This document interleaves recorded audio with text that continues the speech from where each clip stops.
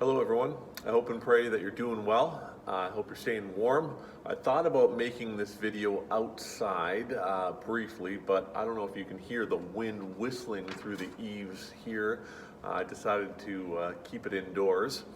On days like today, I think we long most for things like a warm fire and maybe a hot beverage, an extra blanket.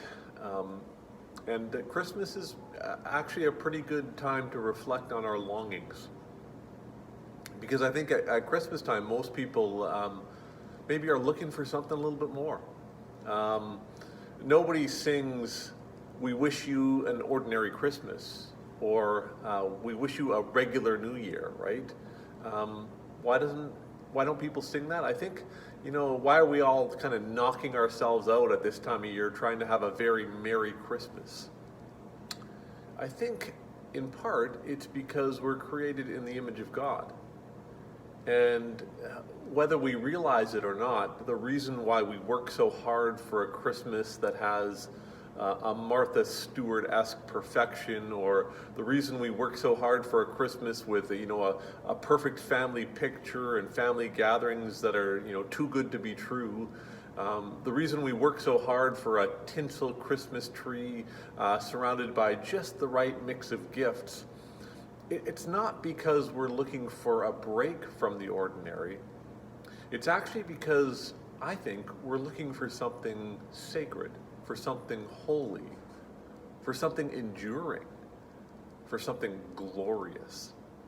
I mean, that's what I think the busyness, right? The extra over busyness that the season seems to target, right? The travel, the overbuying, even some of the decorating and the drinking, right? I think sometimes we don't even realize it, but that's really what it's about. We're looking for something glorious. One of the songs that I love to hear around Christmas is Ron Sexsmith's "Maybe This Christmas."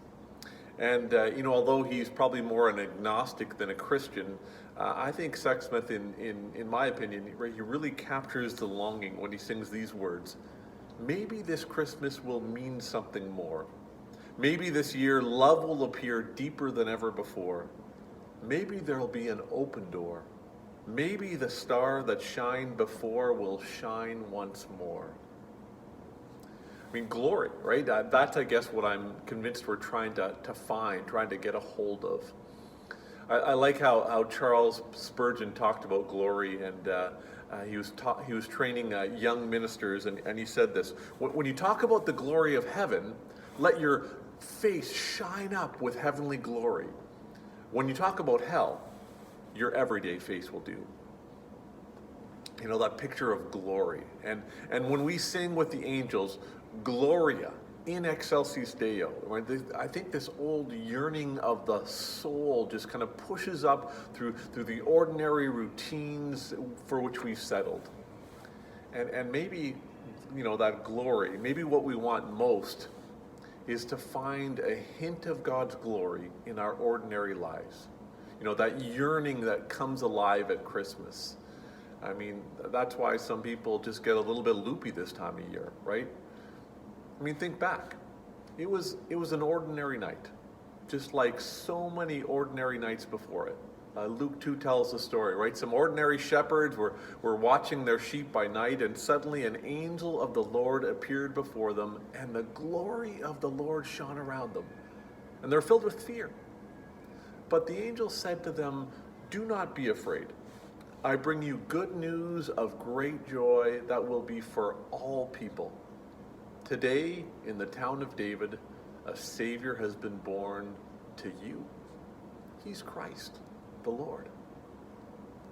The peace of this Christ child be with you all.